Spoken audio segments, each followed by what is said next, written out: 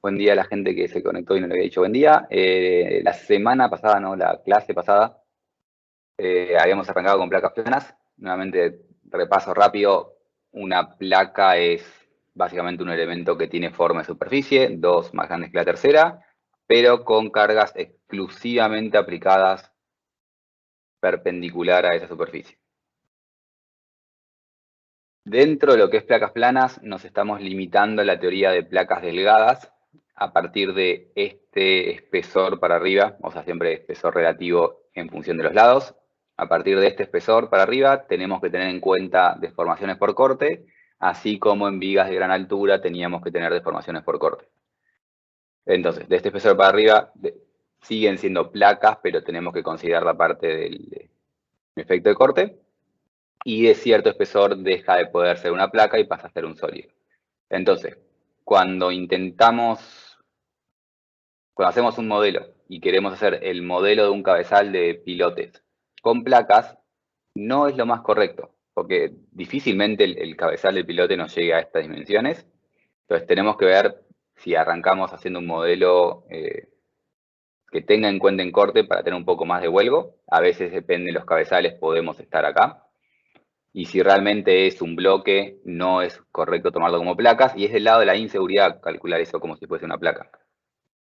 Tienen que hacer algo que tenga en cuenta el comportamiento sólido de eso.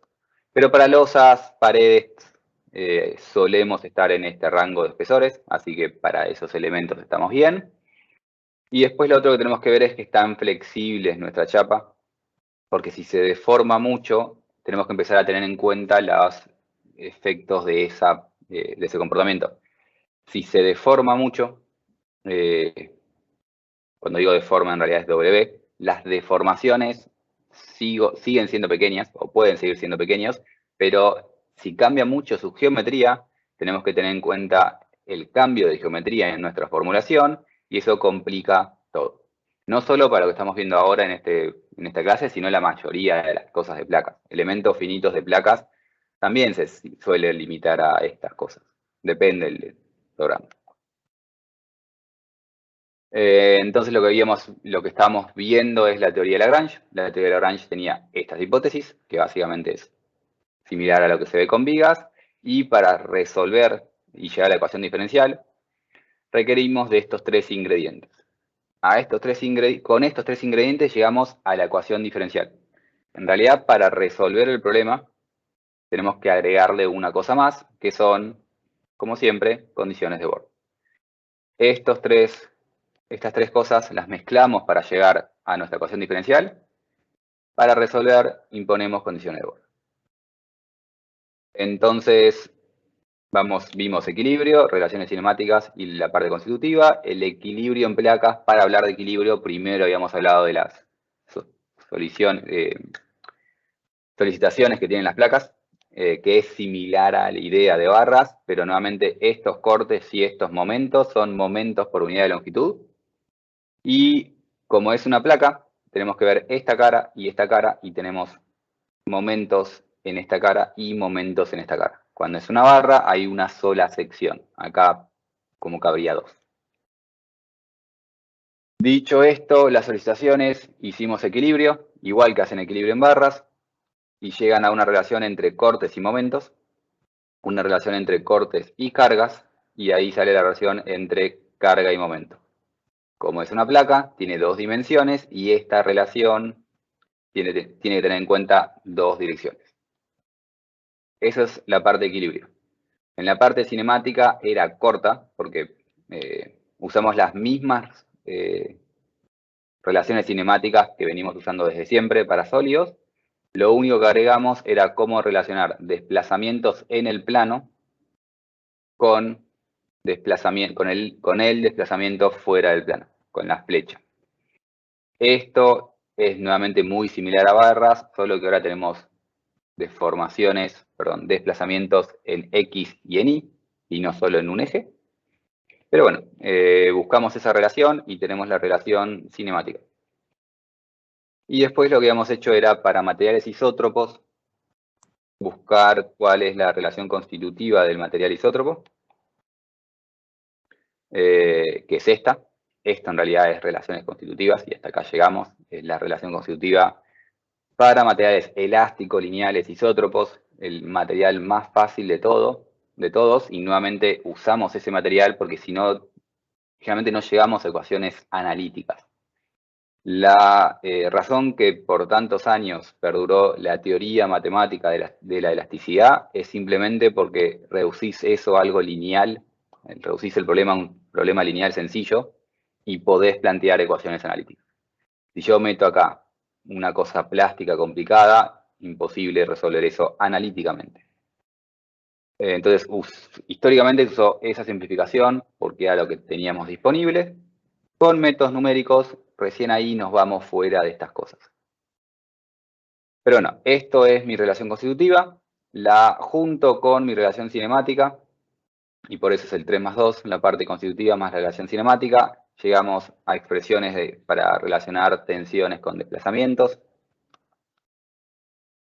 Lo junto con ecuaciones de equivalencia y relaciono momento con curvatura. Y ahora tenemos relación momento-curvatura.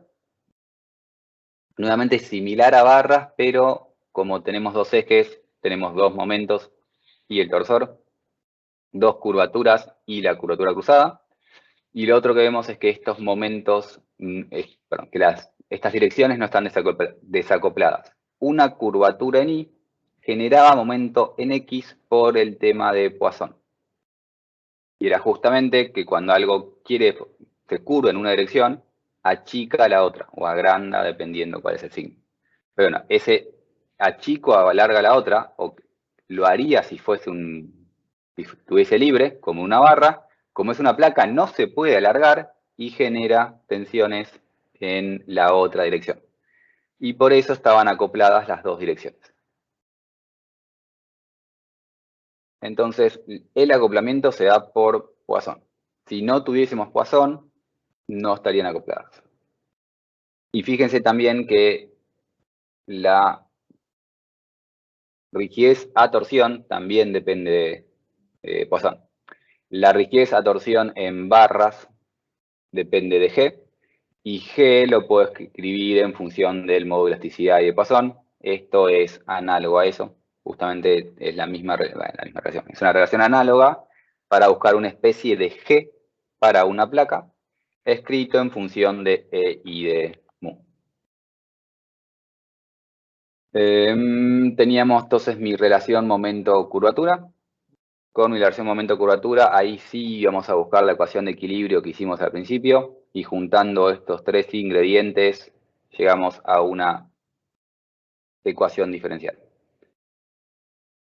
Si resolvemos esto, resolvemos el problema de placas, y esta ecuación diferencial escrita de esta manera vale para cualquier sistema coordenado, cartesiano, polares, coordenadas generalizadas. Es la ecuación diferencial del problema de placas. Lo que nos falta ver es cómo resolvemos esta ecuación diferencial, y después nos falta ver, nosotros resolvemos esta ecuación diferencial. Al resolver esto, en realidad resolví W. Yo conozco W cuando terminé de hacer esto. Y en general nos interesa conocer tensiones o momentos, dependiendo de lo que estamos haciendo. Si mi placa es una placa de hormigón, generalmente calculo momentos. Y con momentos dimensiono armadura.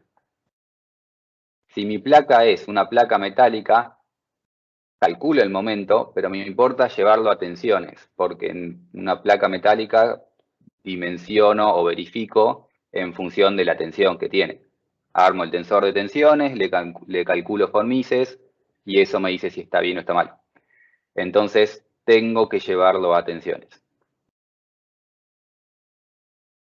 Resolver esto, calcular W y calcular momentos, es trivialmente meterlo acá adentro. O sea, si lo resuelvo analíticamente, derivo dos veces analíticamente y lo llevo a esto, y tengo la curvatura, lo meto en esta cuenta y calculo el momento. Entonces, si lo que quieren hacer es calcular placas para dimensionamiento de losas de hormigón, resuelven, lo meten acá, despejan el momento y con ese momento verifican. Nos faltaría ver cómo calcular las tensiones asociadas a ese momento. porque nos falta ver la relación de Bernoulli, la análoga de Bernoulli, digamos, para una placa. En una barra, sigma es M sobre EJ. Esa relación para placas todavía no la vimos, que la vamos a ver en un ratito. Nos falta ver qué pasa si la placa no es isótropa y después ponernos a resolver analíticamente esto. ¿Alguna pregunta de esta parte que fue más que nada la clase pasada?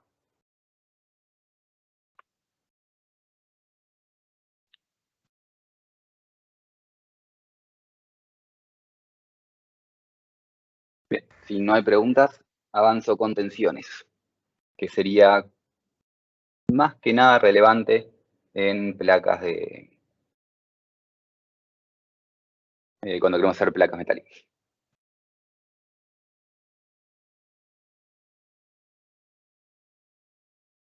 Bien, entonces, en principio, tenemos una ecuación, la resolvemos de alguna manera, entonces, una vez resuelta, W es conocida, la función W es conocida.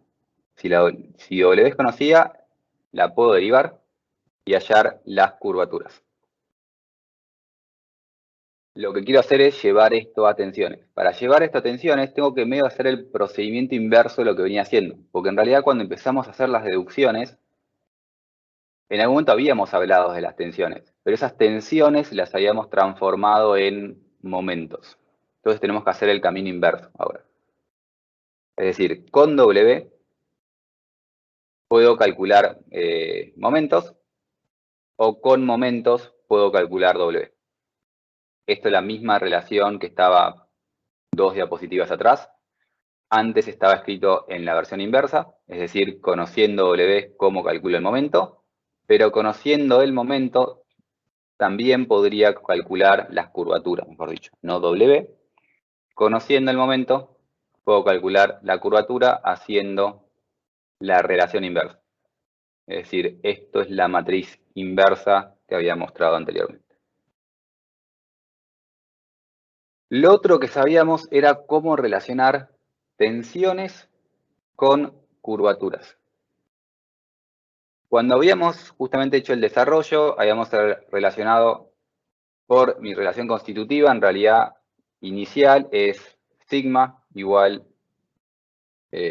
una relación constitutiva por epsilon. Habíamos buscado la relación entre deformaciones y curvaturas. Esas cosas estaban relacionadas.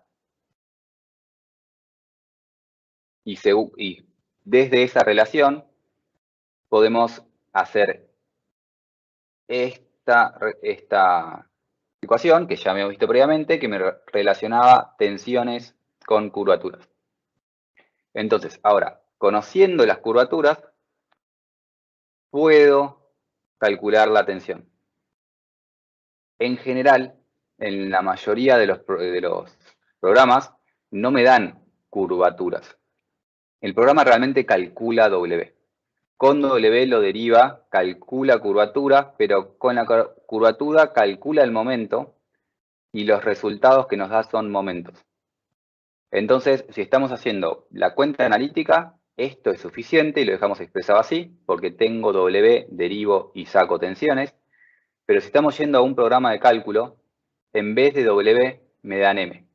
Entonces me conviene reescribir esto en función de M, simplemente reemplazando esto acá adentro. Reemplazo esas dos cosas y ahora sí tengo que la tensión es igual a esto por esta matriz, por esta constante, por esta matriz. Hacemos álgebra con todas esas cuentas y multiplico todo esto por todo esto. Y podemos despejar las tensiones. Y ahora tenemos la relación entre tensiones y momentos. Fíjense lo fácil que queda esta relación. Y ahora sí podemos ir al programa que calcula la placa, que resuelve la placa. Me da el momento en X, el momento en Y, el momento cruzado. Y despejo la tensión. Acá recordemos que esta relación que estamos viendo acá salía de un estado plano y estábamos asumiendo estado plano de deformaciones. Faltan las tensiones que no están en ese plano, pero que sí siguen existiendo. Entonces, esto de acá son las tensiones del plano y esto de acá es análogo a la relación de Bernoulli de cómo relacionaba tensión con momento. En barras, esa relación es que sigma es igual a m por la distancia al eje neutro dividido la inercia. Eso es la relación de barras. Acá sigma es m dividido la distancia al plano medio de la placa, que termina siendo nuestro eje neutro, dividido una inercia, que si en vez de escribir esto arriba, lo escribo acá abajo, que es h cubo sobre 12, es prácticamente la inercia de un rectángulo, solo que como es una placa, lo ponemos en función de, termina siendo una rigidez por unidad de longitud, una especie de inercia por unidad de longitud, porque no tenemos multiplicado por el ancho, porque no tenemos un ancho de una placa, entonces termina siendo que sigma es el momento por la distancia al eje neutro, que es el plano medio, dividido la rigidez de esa placa. Por otro lado, tenemos que calcular las taus que me quedan fuera de esto, fuera de este tema de Bernoulli, y estas taus tienen esta forma y vuelve a ser algo análogo a barras. En barras... ¿Escucho? Sí, una pregunta. Ahí vos dijiste es un momento de inercia, digamos, por unidad de longitud. Los momentos y las tensiones también, ¿no? O sea, todo Sí, me sí, queda bien, sí, exactamente. bien, bien. Sí, sí. Este Gracias. momento, el Sí, sí, momento de una es kilonewton metro por metro. sí, sí, sí, lo que habíamos planteado al principio también. Claro, Ok, exactamente. gracias. Nos queda todo en función de, o sea, comparándolo con barras nos queda en función, Sí, sí, por sí, unidad de sí. longitud. Sí, sí, está bien. Claro. Pero sí, exactamente. Gracias. De nada. Después nos quedan las tensiones de corte, que estas tensiones de corte son análogas o representan las tensiones de corte en barras, que sería la Juravsky, que Juravsky nos dan estas tensiones parabólicas que se calculaban con Q por S sobre JB.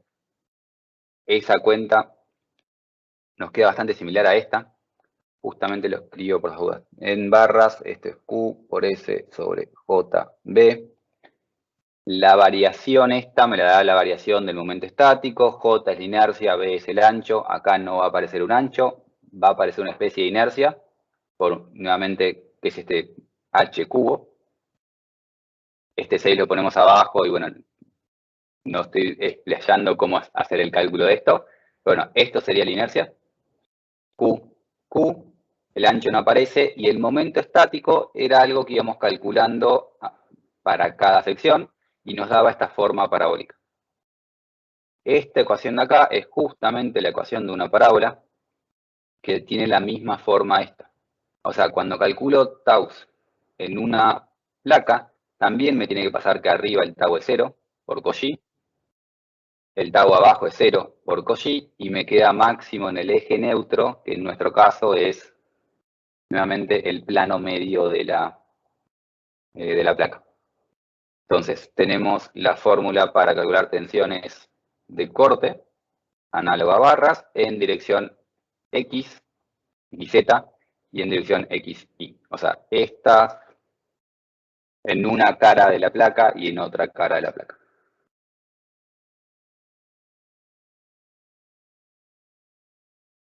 Y entonces ahora sí tenemos, tenemos tensiones de la placa. Si quisiésemos verificar, agarraríamos esto, si es metal lo pondríamos en la ecuación de von Mises y veríamos si verifica ante von Mises. Y no usamos No solemos usar momentos para dimensionar, solemos usar tensiones. Obviamente se puede escribir una fórmula análoga con Mises directamente con momentos, pero se suele calcular tensiones. Tensiones debido a los momentos, tensiones debido al corte, meter eso en Mises y verificar las tensiones de la placa. ¿Alguna pregunta de tensiones en placas? Felipe, una pregunta. ¿El tau XY, ese que tenemos el último, el tercero, es el mismo que sacamos con la matriz de la izquierda? No, acá hay un índice que le pifié, ¿no? Claro. Y Z, ¿no? ¿Cómo eran mis ejes? Este Z, este sí, este sí Z. Claro.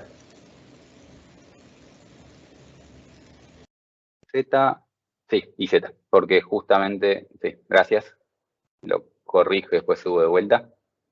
Esto era Z, esto era X, esto era Y, y lo que estamos calculando son estas tensiones de ahí.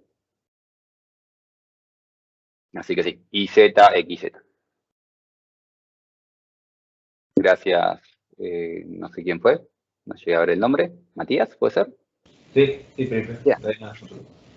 Gracias. Bien, corrijan esto y después yo igual si quieren de vuelta bajar el PDF, después de la clase corrijo este error. Bien, justamente lo que tenemos que armar es el tensor entero. O sea, es más complicado que en barras porque ahora tenemos sigma X, sigma Y, tau XY, que es, digamos, el plano, que nos da el plano medio. Y después completar el resto, que esta sigue siendo 0. Y ahora hago un comentario sobre esto, pero estas tensiones, el tau XZ y el tau IZ, no son nulas, y esto sigue siendo simétrico, XZ y Z. La única que en principio es nula es esta, que es sigma Z.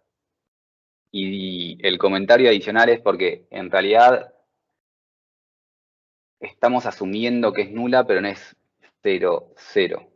Voy un white. Esa sigma Z no la estamos calculando,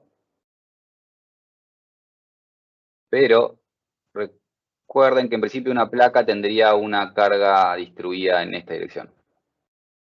Es un plano con carga distribuida perpendicular al plano. Sigma Z es para un cubo, si represento el estado como un cubo,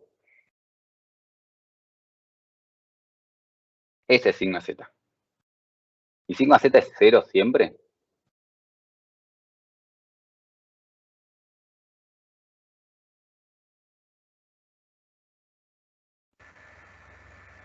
En la cara superior debería ser igual a la carga distribuida.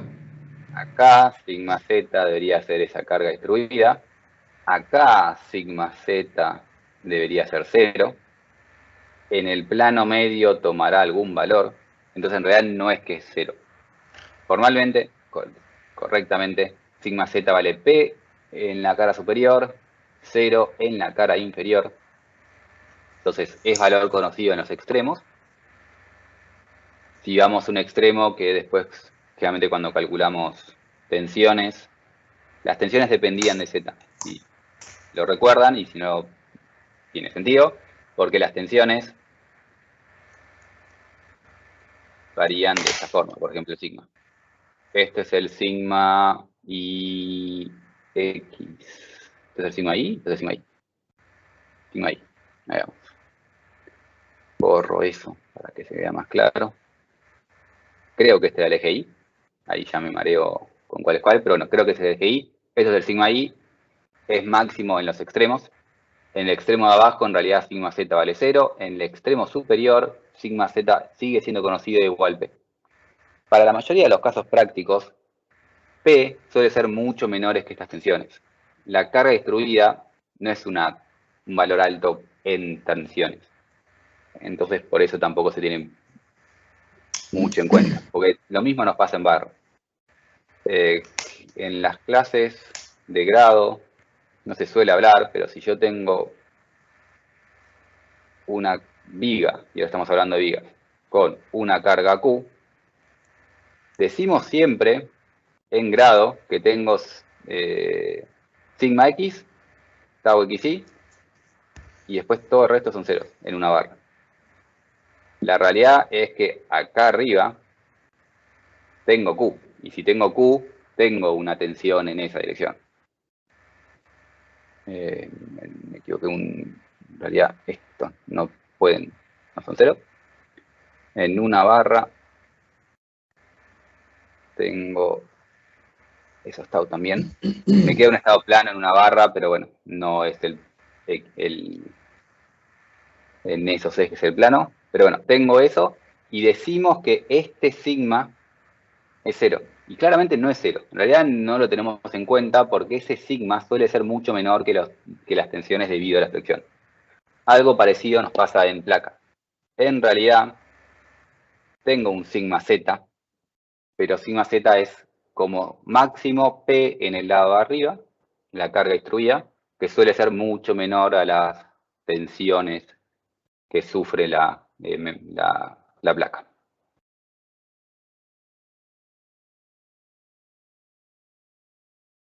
Bien, entonces, esta suele ser baja, como máximo es P, ahora todo el resto lo tengo que calcular. Tengo un estado mucho más complejo que tengo que ir calculando estos taus de corte, porque tengo corte. ¿Preguntas de esto?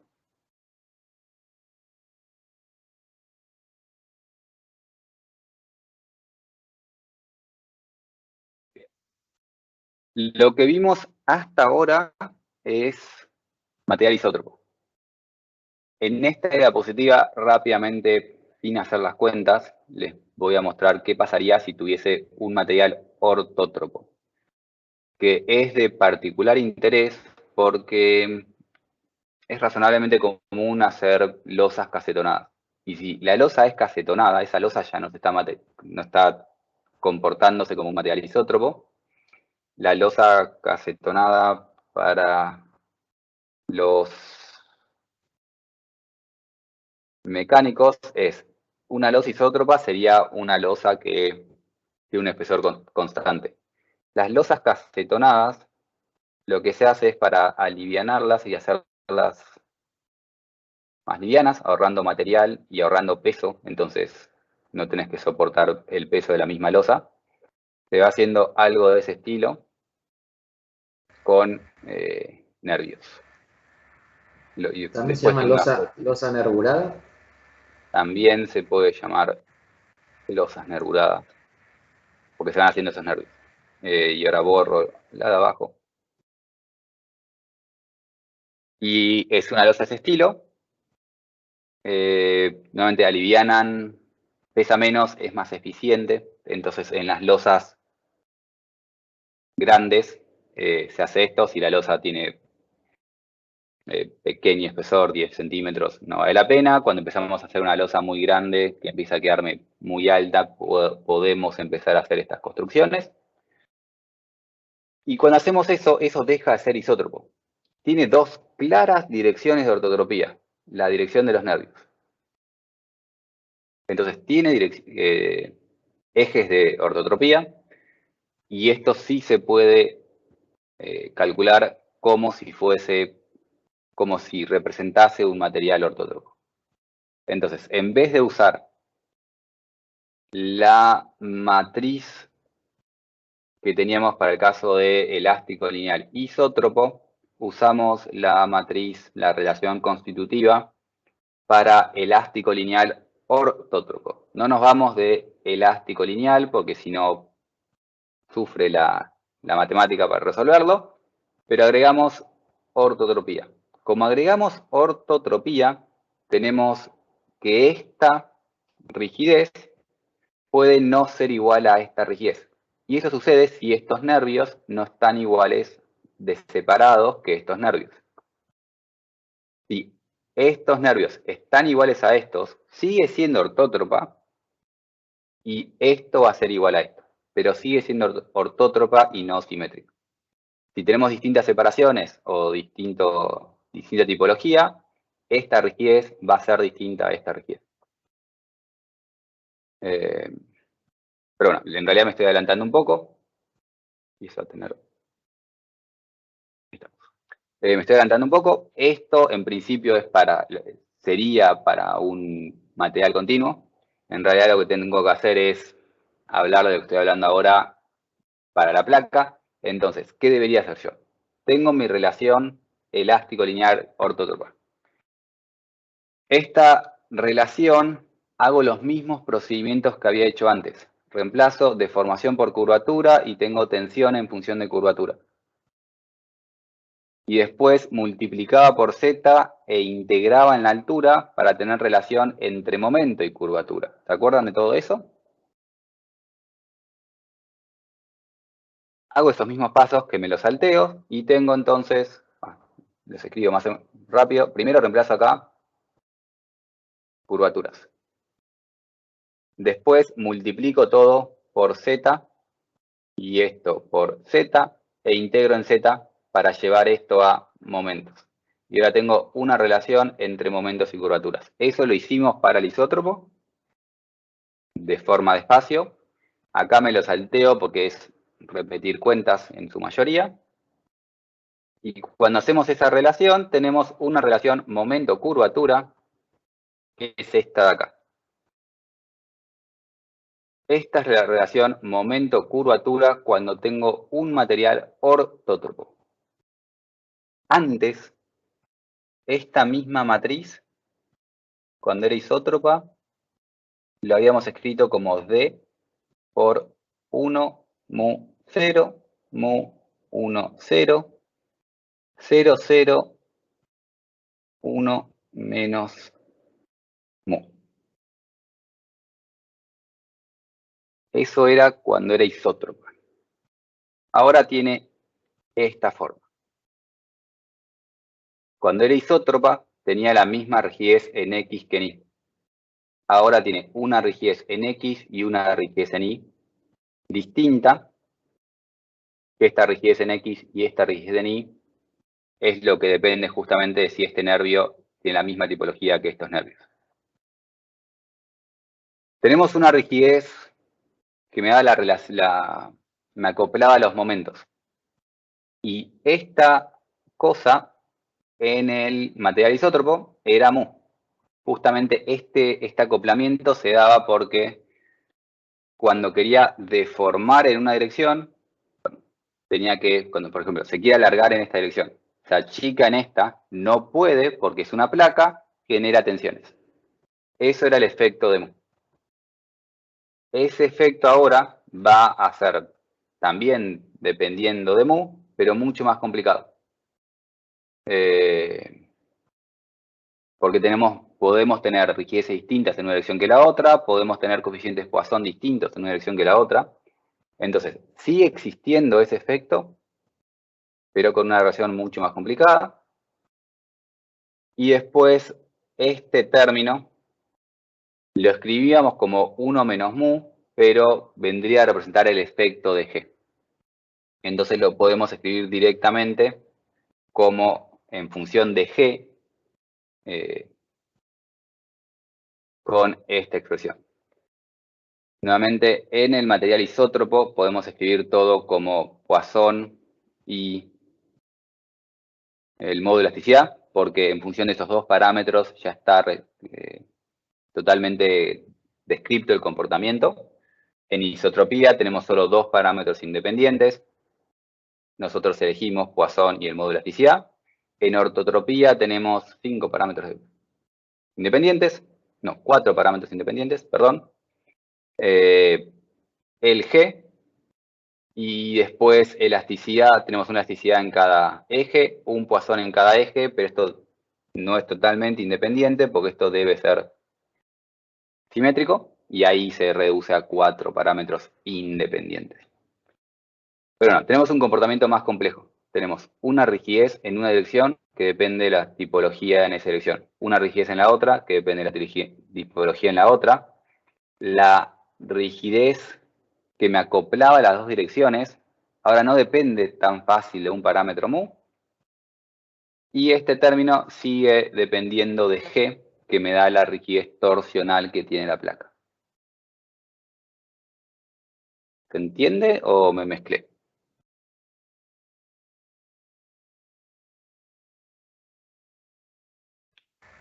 No, se entiende. Una duda que me queda es cuál sería el H de esta placa. ¿Sería el H total? ¿Un H promedio? Bien. Vamos a ver dentro de más adelante cómo calculamos estas cosas de forma más correcta. Nuevamente me estoy adelantando tal vez un poco con mis explicaciones para intentar justificar por qué es importante la placa ortótropa. Empezar a hablar de la losa cacetonada. ¿Qué pasa en la losa cacetonada? Lo vamos a ver dentro de un rato y vamos a resolver un ejercicio de una losa cacetonada. Estas expresiones que estamos viendo en pantalla en realidad no son para la losa cacetonada, es para un material.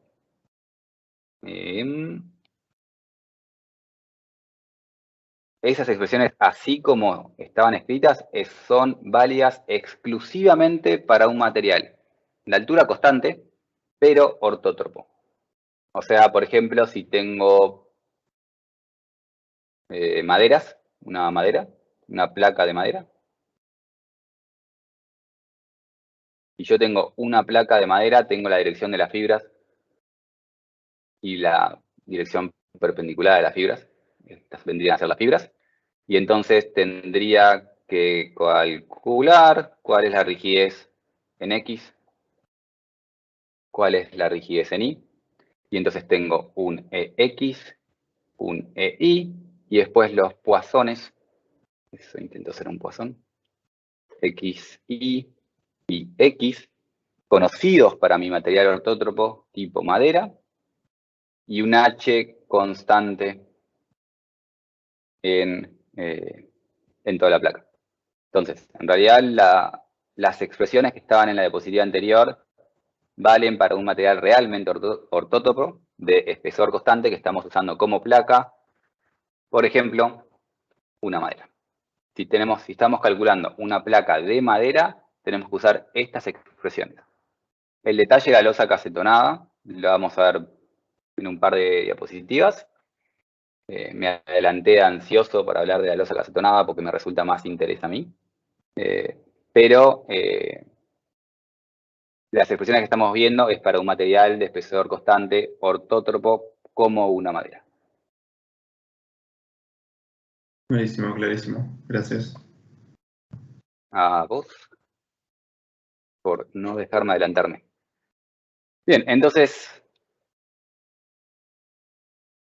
ahí estamos. Tendríamos una relación momento-curvatura que ahora no depende de una única rigidez D y el parámetro de Poisson, sino que depende de todas estas cosas, de todos estos parámetros, porque el material ortótropo tiene más parámetros materiales. Lo que nos faltaría para completar el caso de material ortótropo es, ahora que tenemos el momento en función de las curvaturas, vamos a buscar nuestra ecuación de equilibrio, que la ecuación de equilibrio no depende del material, entonces la ecuación de equilibrio es la misma, la ecuación de equilibrio se llama la que relacionaba carga con curvatura. Vamos a buscar esa ecuación, reemplazamos los momentos en esa ecuación, y llegamos a la ecuación diferencial de placas para un material ortótropo. Cuando esto era isótropo, me quedaba D por bilaplaciano de W igual P. Como es ortótropo, no tengo un D y me queda una ecuación que no puedo escribir de forma tan compacta. La derivada cuarta multiplicada por la rigidez, la derivada cuarta con X multiplicada por la rigidez en X. La derivada cuarta respecto a Y por la rigidez en Y. Y la cruzada por 2 veces la cruzada más 2 veces C, que esto es la rigidez de la torsión, básicamente. Esto era el efecto de Poisson, esto es por esto, que me acoplaba una dirección a la otra. Y esto es por, eso representa la rigidez a la torsión de la placa ortótropa. La expresión queda un poquito más complicada, pero es una cosa muy similar a lo que tenía antes. Entonces, si resuelvo con isotropía, tengo que resolver algo un poquito más sencillo, porque me va a quedar un bilaplasiano multiplicado por una constante. Cuando resuelvo con ortotropía, las cuentas van a ser un poco más complicadas, pero tampoco mucho más complicadas, porque de todas formas, cuando terminamos resolviendo, no escribimos bilaplasiano. Esto lo expandimos en la misma cantidad de términos que esto. Entonces me queda prácticamente lo mismo resolver una placa para ortotropía que para isotropía, con el único cuidado que tengo que meter acá cosas distintas si es ortótropa. Pero si encuentro una solución para una ecuación, la puedo usar para la otra. Entonces pasar de ortotropía a isotropía es simplemente cuestión de cambiar estos valores. Entonces tendría la ecuación diferencial para placas ortótropas. Todavía nos falta cómo resolver la ecuación diferencial. Y nos va a faltar por un par de diapositivas más. Preguntas de ortotropía y placas.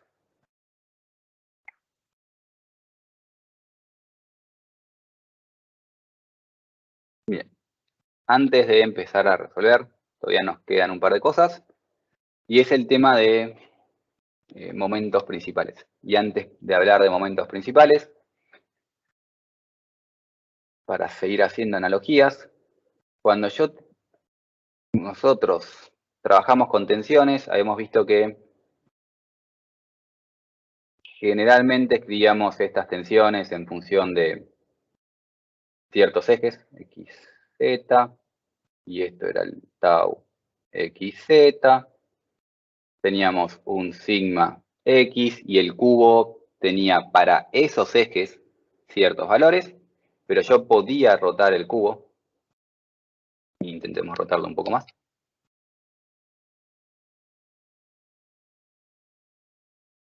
Podía rotar el cubo y cuando rotaba el cubo, las tensiones que estaban en esta cara claramente no van a ser las tensiones que estaban en esta cara. Y a medida que iba rotando mi cubo me daban tensiones distintas. Y podía buscar el valor de las tensiones para esta nueva dirección n. Que va a tener sigma y va a tener tau. Entonces, mi cubo no tenía una tensión, o sea, mi cubo no tiene sigmas x, tau xz y sigma z. Mi cubo tiene un estado tensional representado por el tensor de tensiones y yo lo puedo escribir en x y z o lo puedo escribir respecto a otra terna arbitraria, pero el estado tensional es el mismo. Lo mismo nos pasa en realidad con la placa y los momentos. Cuando calculamos los momentos, los calculamos en x, en y y en z. El z termina no existiendo porque es el plano que está al aire libre. Entonces termina siendo libre y no teniendo momentos. Pero bueno, yo calculé momentos con respecto a x, y, pero esos ejes x, y fueron totalmente arbitrarios. Yo elegí dos ejes y podía haber elegido otros ejes. Obviamente elegí el x, y porque tiene sentido físico para las dimensiones de la estructura, pero siguen siendo arbitrarios. Y yo puedo calcular momentos respecto a otros ejes. Entonces yo puedo girar mi placa y hacer estos mismos dibujos, pero para placa. Y yo resolví mi placa y calculé momento en x y momento xy en ese eje, en esos signos, y mi momento en y mi momento xy. Puedo calcularlo respecto a xy, pero si yo giro ese sector de la placa, porque cuando escribimos esto nuevamente, estamos haciendo especie de cubo diferencial para la placa.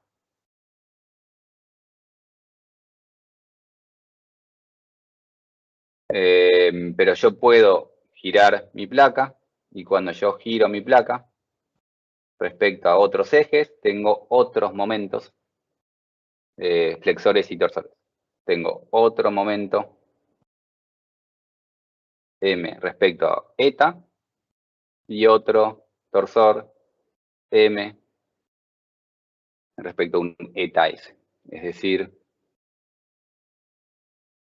resolví para X, Y, pero puedo calcular momentos para eta S. ¿Entiende esto? Supongo que sí.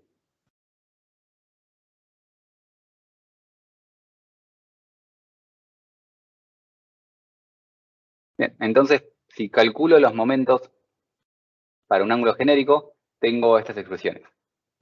Lo resuelvo para XY porque es más sencillo calcular para XY, porque tiene sentido para nuestra estructura, y puedo calcular para un ángulo genérico alfa respecto al plano X, es decir, ir rotando y ir calculando el valor de momento torsor y momento flexor para cualquier plano que yo me encuentre. Y así como pasaba en tensiones, existe un ángulo principal, un ángulo particular, mejor dicho, que me da que tengo solo flexor y no tengo torsor. Y eso es lo que llamamos ejes principales. Para placas, los ejes principales son los ejes para los cuales tengo únicamente momento flexor y no tengo momento torsor. Entonces, la placa, en realidad, así como no puedo decir que el punto tiene tensiones tangenciales, porque depende del plano, la placa no tiene momentos torsores, porque dependen del plano. Tiene un torsor XY, pero ese torsor XY está para ejes XY. Yo puedo empezar a girar y buscar alguna dirección que no tenga torsor y solo tiene flexión. Ahora, cuando me voy moviendo y girando, si yo bajé la torsión, me empieza a aumentar la flexión, porque la solicitación sigue existiendo, simplemente cambié el plano respecto al que estoy calculando cosas. Entonces van variando estos dos valores y cuando yo voy buscando los ejes principales, cuando yo voy girando y buscando los ejes principales, lo que me termina pasando es que estos momentos principales me terminan dando la mayor flexión posible y la menor flexión posible. Análogo a lo que nos pasaba con tensiones. Cuando calculábamos tensiones y calculábamos las tensiones principales eran las tensiones normales más altas y más bajas que pueden tener.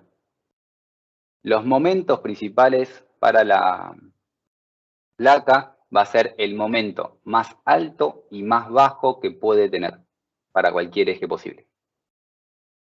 Y la manera de calcular esos momentos principales es la misma cuenta que hacíamos con tensiones. Teníamos que resolver una cúbica en el caso de tensiones, pero en el estado plano de tensiones era una cuadrática. Resolvíamos la cuadrática, resolvíamos tensiones principales. Hacemos lo mismo para momentos y tenemos que resolver una cuadrática. Resolvemos la cuadrática y calculamos los momentos principales. Por eso estas cuentas para calcular momentos principales son siempre muy similares, porque es básicamente es la solución de una cuadrática. Que yo no me acuerdo de memoria, pero b al cuadrado más menos la raíz cuadrada de 4ac menos 2a, es esto que estamos viendo acá, para esta cuadrática en particular. Esto es el término que está afuera, más menos la raíz cuadrada de 4, no me acuerdo, por expresiones que no recuerdo, pero bueno, esta es la misma raíz, buscar raíces de una cuadrática, la misma expresión que llevamos con tensiones, para calcular los máximos y mínimos momentos flexores que puede llegar a tener mi placa, y se da para estos ángulos de acá. Si se fijan, el caso de tensiones principales para estados planos son las mismas ecuaciones. Y esto nos sirve para encontrar los ejes que más están solicitados a flexión. Es decir, en tensiones principales, hago rápidamente primero para tensiones. Teníamos, si hacíamos MOR esto, sigma 1, sigma 2, sigma 3, y esto acá son los planos posibles. Este es la máxima tensión normal posible de mi punto. Y esto es la mínima tensión normal posible de mi punto. Existe también un plano que tiene la máxima tensión tangencial posible, que lo podemos calcular sin problema. Algo parecido nos pasa con momentos, y yo puedo usar esto para buscar máxima tracción y máxima compresión. Lo mismo nos pasaría con placas. Entonces, en placas, yo tengo mis ejes iniciales con momentos flexores y momentos torsores. Giro esto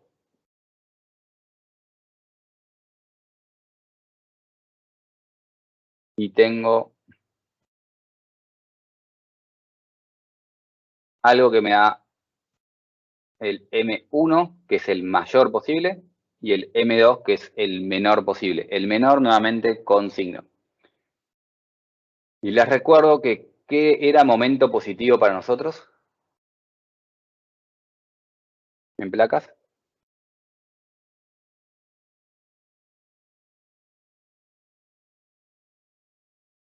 ¿Alguien se acuerda cómo definíamos que era positivo? ¿El que generaba tracción inferior, puede ser? Exactamente. Momento positivo es el que genera tracción abajo. Para esta teoría de placas en general, se define positivo como el momento que genera tracción abajo. Entonces, M1 va a ser la dirección que más tracción esté generando abajo, y M2 va a ser la dirección que más tracción esté generando arriba. Entonces, el más grande y el más chico es el más grande y el más chico según esto.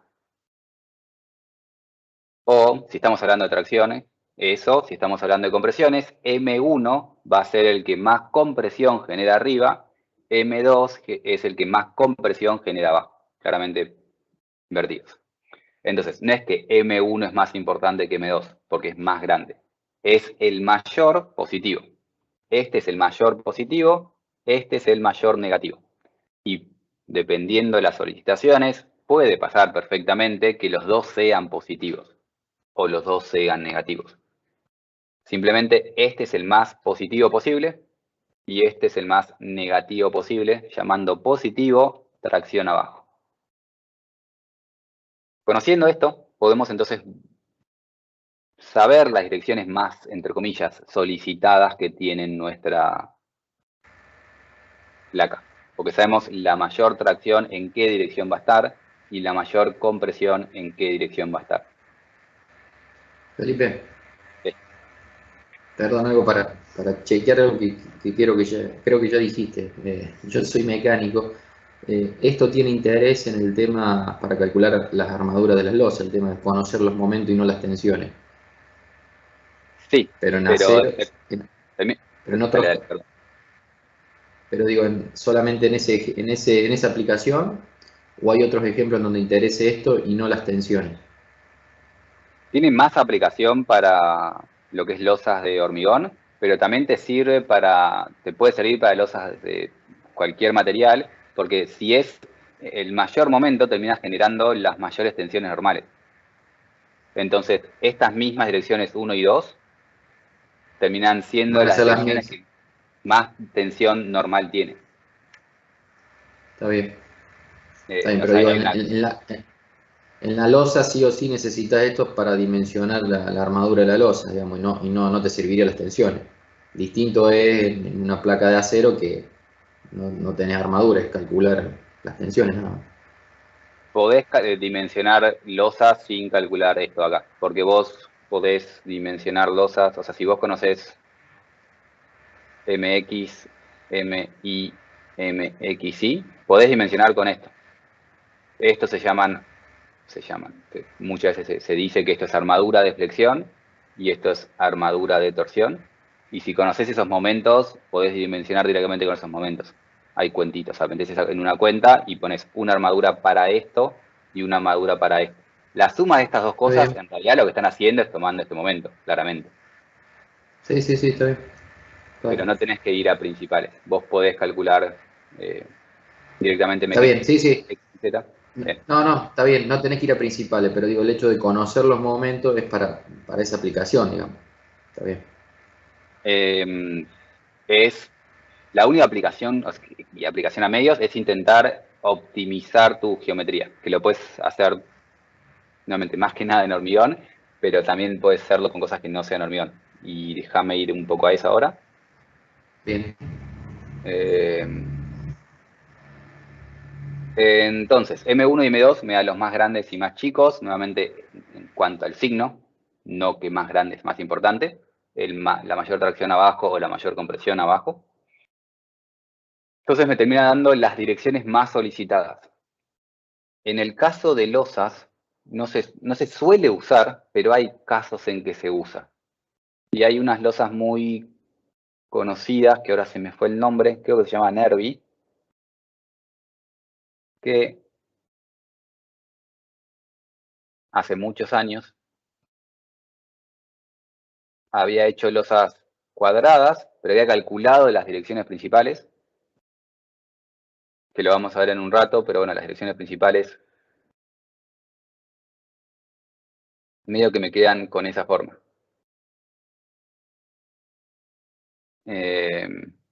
Y para antes de empezar a hacer el dibujo, subí un apunte al campus para tener esto bien dibujado, fotos bien hechas.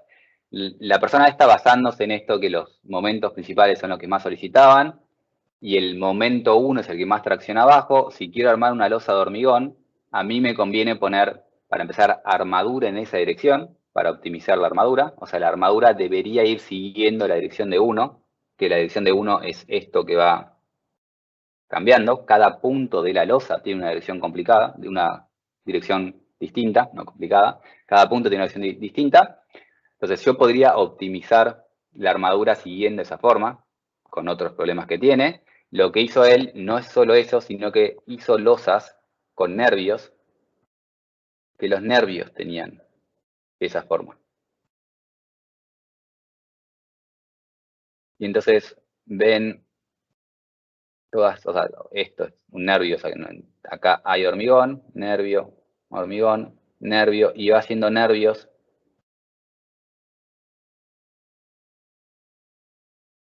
que seguían esa forma. Y toda la parte de abajo son nervios curvos que van siguiendo las direcciones principales para optimizar estructura. No solo es optimizar, también era temas estéticos, que daba esas estructuras con esas formas extrañas. Pero bueno, al hacer eso, optimizaban estructuras, podés bajar cantidad de armadura, podés bajar cantidad de hormigón, podés optimizarlo. Para una losa no tiene sentido práctico, porque el hecho de hacer esa geometría te complica infinitamente la construcción, el hormigonado, hacer encofrados con esa forma y termina saliendo más caro. Lo poco que te ahorras de material lo perdés por hacer esa construcción. Entonces no tiene sentido para una losa común, pero sí tiene sentido pensar estas cosas para intentar optimizar ciertas geometrías de placas que no son convencionales. Para un edificio de viviendas no tiene ningún sentido, pero si empezamos a tener placas muy grandes, pesadas e importantes, puede servir empezar a pensar en los ejes principales para empezar a optimizar esa geometría. Si tenemos algo muy complicado y podemos hacer espesores variables, tal vez podemos empezar a pensar en esto como herramienta de diseño para hacer las geometrías, los espesores, los nervios o esas cuestiones. Claramente esto, que nuevamente hay fotos que subí en el campus, no es práctico, son muy lindas, las imágenes esas me parecen estéticamente lindas, pero claramente muy poco prácticas. Bueno, esto se hizo. También hay otras estructuras cuando vas a cáscaras. En cáscaras sí intentan aprovechar más esta idea. No estamos hablando ahora de cáscaras, pero cuando tenemos cáscaras sí intentan cambiar la geometría de las cáscaras para optimizar mucho más comportamiento estructural. No conozco muchas losas que cambien geometría siguiendo estas ecuaciones, pero los momentos principales se pueden usar como herramienta de diseño para estas cosas. Cuando preguntaba recién para casos mecánicos, no conozco ningún caso mecánico que estén optimizando de esta forma. Me imagino que podés hacer algo similar. Cambiando espesores cambiando cómo hacer los nervios de las grillas. O sea, ahí existen muchas placas metálicas que en vez de ser una placa de espesor constante son grillas. O sea, tipo las pasarelas que son placas, que son grillas, generalmente se hacen así. Me imagino que si estás haciendo algo muy grande de ese estilo, no te cuesta mucho hacer que esa grilla no sea ortogonal, sino que vaya siguiendo algún tipo de patrón según ejes principales. No conozco ejemplos, pero no sería una locura en mi cabeza si están haciendo algo muy importante. Sí, no, con acero se podría, no sería tan complicado hoy más que nada con la tecnología que hay. Claro, por eso. Pero, No conozco ejemplos, pero si estás haciendo una pasarela no tiene ningún sentido. Si es una pasarela chiquita sí. si Sí, estás pero haciendo hoy en día te escucho. cortar nervios, digamos, de esa forma, con la tecnología que hay hoy para procesar chapa, no habría ningún problema. Claro. Así que no conozco ejemplos. Si alguien tiene algún ejemplo de estas cosas, avísenme y lo voy sumando y se los agradezco. Pero no, se puede usar como herramienta de diseño. De la misma manera que cuando hablé de tensiones y estamos hablando de estados planos, había hablado de las equipotenciales, de cuáles son las direcciones principales. Eso se puede usar como herramienta de diseño, pero no se suele hacer muchas cosas con eso, porque te complica la geometría de un punto tal que te sale más caro por la geometría. Pero se puede usar como herramienta de diseño. Entonces, bueno, ejes principales, análogo a ejes principales en tensiones, y estas líneas que fui tirando acá, análogo a las líneas de tracción y compresión, como se llama, isostáticas de tracción y compresión, que había en estados planos y vigas en altura, y esos dibujos que habíamos hecho para estados planos. Lo mismo lo podemos hacer con losas para momentos principales, y no lo podemos hacer para una especie de tensión, pero te complica un montón la tensión, porque la tensión te depende de la altura. Entonces tiene más sentido hacer estas cosas para momentos principales, sabiendo que la tensión es proporcional al momento, con las relaciones anteriores. ¿Preguntas de esto? ¿O algún comentario o aporte sobre esto?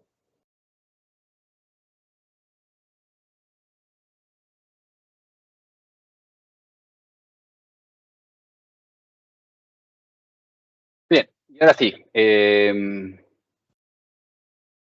Los últimos comentarios es cosas adicionales de cómo calcular tensiones, cómo podemos calcular momentos principales, cómo podemos usar esto para verificar o diseñar.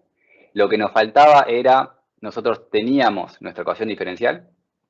Nuestra ecuación diferencial para el caso de una viga isótropa era esta. Cuando era ortótropa teníamos que dividir esto en 3 términos, pero era algo muy similar, una ecuación diferencial de cuarto orden. Y como tengo una ecuación diferencial de cuarto orden, pero ahora con dos variables independientes, implica 8 condiciones de borde. ¿Por qué digo dos variables independientes? Porque, nuevamente, para ir a analogía a barras, ¿cuál es mi ecuación diferencial de barras?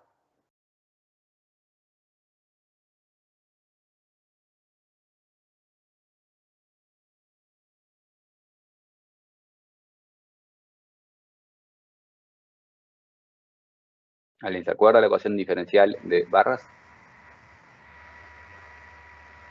La derivada segunda de la flecha igual al momento sobre la rigidez de la flexión. Al momento divido la rigidez a flexión. Esto es análogo a la relación momento-curvatura que tenemos en placas. La ecuación diferencial la tenemos que llevar no a momento-curvatura, porque tanto momento como curvatura son incógnitas y no datos del problema. Lo tenemos que llevar a carga. Y cuando lo llevamos a carga, ¿cómo nos quedaba? A carga distribuida. Habría que derivarlo 2 veces más y queda derivada cuarta y Q. Q sobre Claro. T. La ecuación diferencial formalmente o Y, dependiendo qué queremos hacer. Pongamos ahí. La ecuación diferencial es esta, porque ahora sí estamos con cosas conocidas. Q es un dato de mi problema, la carga en mi superficie o distribuida en el caso de una barra por unidad de... O sea, en una barra Q es carga por unidad de longitud, en placa es carga por unidad de superficie, pero bueno, mi carga, mi rigidez, una derivada cuarta, una derivada cuarta. La diferencia es que esto es solo respecto a X. Entonces solo tengo que derivar respecto a XW y cuando voy para arriba a buscar W, o sea, cuando empiezo a integrar, integro 4 veces y llego a un W que tiene, integré 4 veces, 1, 2, 3, 4 constantes que fui llevando a la medida que iba integrando, 4 constantes de integración. Pero fui para arriba solo con una variable independiente, o sea, respecto a un eje. Ahora tengo que hacer esto con el caso de placas, que tenemos dos ejes, dos caras que tenemos que considerar. Entonces, en vez de este caso, que acá tenemos 4 condiciones de borde para una barra, ahora en placas tenemos que plantear 8 condiciones de borde. Básicamente 4 para X, para una cara, y 4 para Y, la otra cara. Entonces, tenemos nuestra ecuación diferencial, que para resolver y calcular W, nos aparecen 8, necesitamos 8 condiciones de borde. ¿A alguien se le ocurren cuáles son las condiciones de borde? Las propias de los bordes de la losa, ¿no? Es decir, en el borde el momento debería ser 0, en algunos casos en el cual esté simplemente apoyado, y en los casos donde esté empotrado debería, si mal no me acuerdo, era que la continuidad de la curvatura era en el caso de cuando está empotrado. Bien. Después aparece en las diapositivas más adelante bien escrito, pero lo que me está diciendo acá es muy correcto. Una de las condiciones de borde son, como me dijo Pablo, si está empotrado, acá el giro es nulo y el desplazamiento es nulo. Si está simplemente apoyado, el desplazamiento es nulo y lo que sería el momento flexor para ese eje sería nulo. Si está un borde libre, en el borde libre no tengo momentos y no tengo cortes. Entonces, en función de esos bordes, de qué condición cinemática tengo, de qué apoyo tengo, voy planteando condiciones de borde, y eso es una de las condiciones de borde, y hay otra condición de borde que puedo plantear, que es la primera que me aparece en la diapositiva porque lo ordené distinto, y a alguien se le ocurre cuál es la otra condición de borde que se puede plantear. Vamos a hacerlo de vuelta. Por ahí es lo mismo, pero si uno dice que el momento es cero, también está diciendo que la curvatura es cero.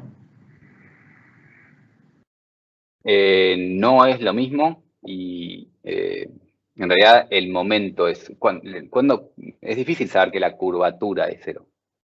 El momento es cero, Sí. generalmente.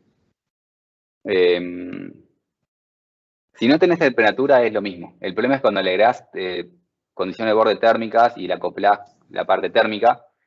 Epsilon lo hago simplificado para uniaxial, para explicar la idea. Eso es si no tengo temperatura. Si tengo temperatura, más alfa delta T. Esto lleva a que el momento sobre EJ es igual a la derivada segunda de la curvatura, solo si no tengo temperatura. Claro. Si tengo temperatura, le tengo que agregar acá, voy a hacer nuevamente, estoy dividiendo, le tengo que agregar ahí un término que agrega la curvatura debido a temperatura, que puede existir. No lo estamos viendo en esta materia, pero se puede agregar, tampoco es tan engorroso. Lo importante es que la curvatura y el momento no terminan siendo necesariamente la misma cosa. Y en general, vos lo que sabés es que esto vale cero porque no hay una restricción que te pueda generar ese momento. Es muy difícil que vos tengas una condición de borde sobre curvaturas. Realmente tenés la condición de borde sobre el momento. Está libre, no puede generar un momento. Buenísimo.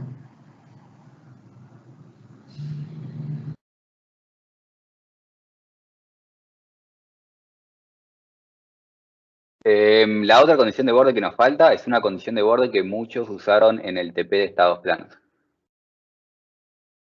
Cuando tenían estados planos y el TP era esto, con una carga P, ¿qué condición de borde usaron? No todo el mundo lo usó porque no es necesario usarla, pero hay gente que lo usó.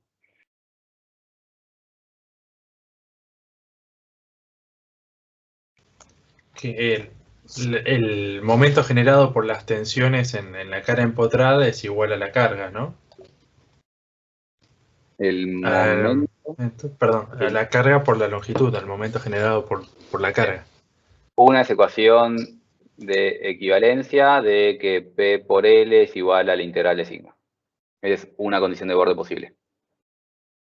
¿Qué más usaron? Las tensiones tangenciales en las caras superiores e inferiores que son nulas. Esa es la que estaba buscando. La otra que plantearon muchos es que la de corte, ecuación de equivalencia de corte, que la integral de el tau es el corte, esto me falta un z. Estas son ecuaciones de borde de ecuación de equivalencia, pero la que me dijeron recién es la que estaba buscando para placas, que yo sé que, o sea, no sé cómo es ese tau, no puedo decir que conozco cómo es ese tau, pero sí puedo decir que acá vale 0. Ahí tau es igual a 0. Eso por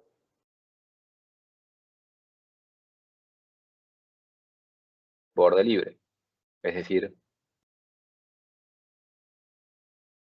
la cara de arriba, esta, es un borde libre. Entonces, ese tau debe ser igual a 0. Por Cauchy, ese tau es igual a este tau, y ese tau debe ser igual a 0. Entonces, esto de acá es una condición de borde del problema, que también debo satisfacer. Si yo llego a un diagrama de tau que tiene un tau distinto arriba, se me rompe la teoría. Entonces, tengo que tener una función de tau que sí o sí tenga 0 arriba y 0 abajo. El hecho que sea una parábola no es una condición de borde. Es una parábola por lo que nos dio la teoría. La condición de borde, la única condición de borde es 0 arriba y 0 abajo. La variación nos las dará la solución que encontremos. Pero el hecho que es 0 arriba y 0 abajo es una condición de borde, y esto muchos lo usaban en el TP, y lo pueden usar para despejar constantes cuando hacían la función de Airy. Acá pueden hacer lo mismo. Entonces, una opción es elegir esas condiciones de borde y usar como condición de borde que en las superficies no tengo taus y por lo tanto los taus que arrancan en la placa deben ser 0. El mismo dibujo que hice recién aplica una placa. Lo dejo de vuelta por las dudas, más lo hago para el caso de placas, para la gente que esté tomando apuntes y que le quede en el dibujo.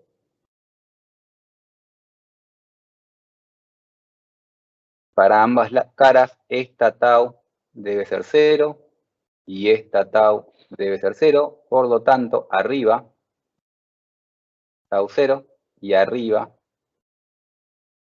tau 0. O sea, esas taus en ese punto, en z igual... O sea, esto me faltó evaluarlo en, ¿no? En z igual h sobre 2 debe ser igual a 0.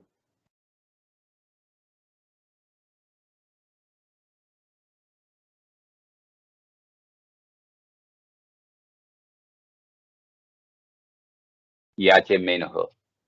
Más menos. Más menos. En extremo arriba, extremo abajo, esas tensiones tangenciales deben ser 0 por Cauchy. Esta es una, y la otra, condición de borde sobre el contorno, que era lo que me había dicho Pablo. Si está simplemente apoyada, no se desplaza y no tiene momento flexor. Si está empotrada, no se desplaza y el giro debe ser nulo. Si el borde es libre, no tiene momento torsor, no tiene momento flexor, no tiene momento torsor y no tiene corte. Si el borde es libre, no tiene solicitaciones. Si está totalmente empotrado, no tiene giros y desplazamientos. Si está apoyado, no tiene desplazamientos, pero sí tendría un giro, pero no tendría un momento torsor. Estas son las condiciones de borde más comunes que usamos cuando resolvemos una ecuación de la ecuación diferencial en barras. Y estas son las análogas para placas. Condiciones de borde para después despejar la ecuación diferencial. Me queda una cosa pendiente únicamente. ¿Alguna pregunta hasta acá?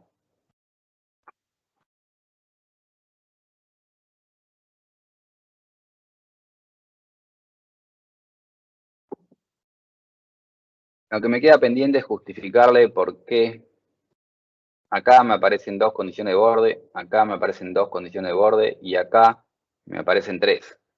Que iba a ser medio raro. Y la razón de todo esto es porque en realidad estas dos cosas están relacionadas. Y en realidad no tengo que plantear que esas dos cosas son iguales a 0. La realidad es que estas dos cosas se me juntan en una cosa que es igual a 0. Así que pasamos al tema ese. Si descargaron o imprimieron las diapositivas de la semana pasada, tienen acá una imagen distinta que no me gustó y entonces no tuve tiempo de hacerla de vuelta. Y en vez de hacerla de vuelta, simplemente la vamos a dibujar ahora. Así que si están usando el PDF de la semana pasada y lo quieren volver a anotar, vuelven a anotar. Pero bueno, tenemos en la placa, en principio, una torsión. La torsión son básicamente un momento de ese estilo. Y ese momento está distribuido a lo largo de la placa. Entonces es un momento por unidad de longitud y está siempre aplicado acá. Si se bajan el nuevo PDF, esto no está dibujado porque no tuve tiempo de hacer imagen. Así que lamentablemente o lo anotan o les queda en el video. Pero bueno, tengo la torsión en esta cara y si me corro un diferencial al costado, esa torsión puede ser o la misma o una variación. ms más el incremento, la derivada del momento torsor, respecto a I, perdón, por diferencial de I. Es decir, acá tengo ms, acá tengo un posible incremento de ms. A cierta distancia, diferencial de I. esa torsión, que vamos a poner, supónganse que esa línea está en la mitad de estos lugares, puedo escribirla como una torsión o la puedo escribir como una cupla, porque ese momento lo puedo aplicar como un momento o lo puedo aplicar como una cupla de fuerza F y F, donde F es la cupla que me genera ese momento ms.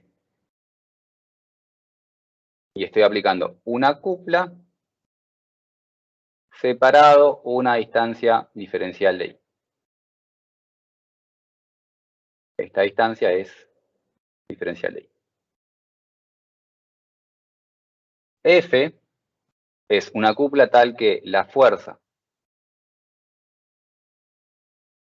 por la distancia es igual a ms. ¿Sí? Entonces, esta fuerza, en vez de llamarlo F, lo voy a llamar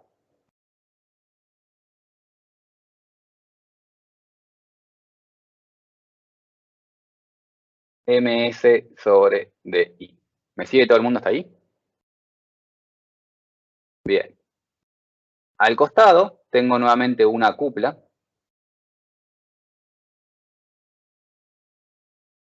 De esta forma, donde tenemos una nueva fuerza. Y ahora esta fuerza 2, la fuerza 2 es una cupla que multiplicada por esa distancia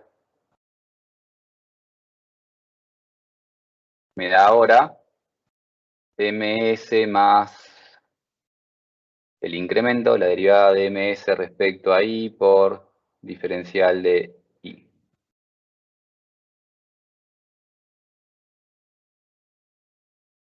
Entonces, borramos F y ahora esa fuerza es ms sobre diferencial de I más la derivada respecto a I por diferencial de I dividido diferencial de I. Entonces nos queda directamente eso. Cuando hacemos eso, notamos que para cada punto de mi placa tenemos un desequilibrio de fuerzas debido a esta cupla. Ese desequilibrio de fuerzas es igual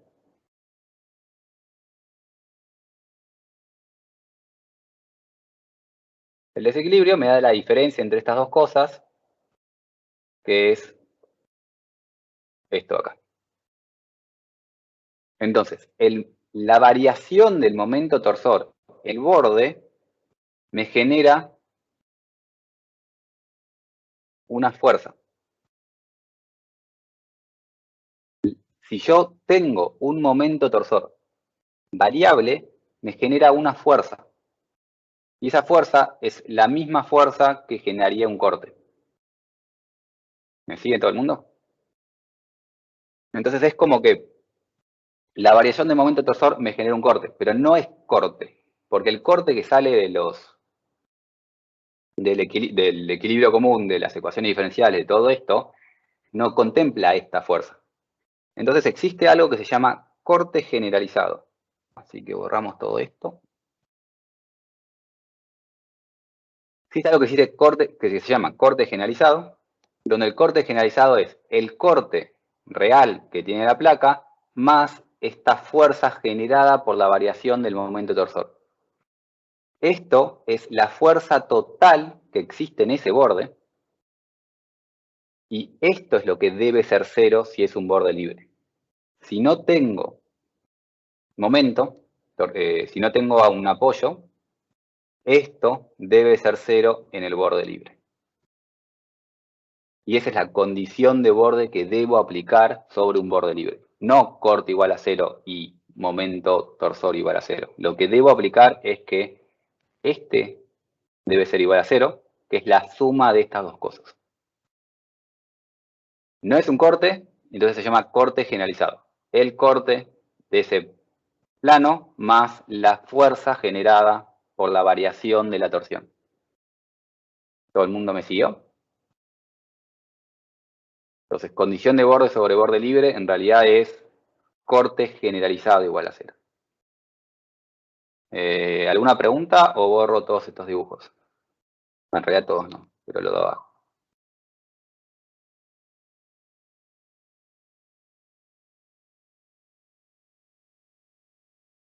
Bien, entonces estamos viendo que la torsión está asociada a las fuerzas sobre el borde. Y esto lo hicimos sobre esta cara de acá. Recién lo hicimos sobre la cara X, pero lo podría haber hecho sobre la cara Y. Entonces empezamos a aplicar cuplas sobre la cara X y aplicamos cuplas sobre la cara Y. Y lo otro que notamos es que en el centro de una placa, esta fuerza, o sea, el desequilibrio es el de entre esto y esto. Entre una franja y una franja diferencial. En el centro de una placa. Pero cuando yo llego al borde,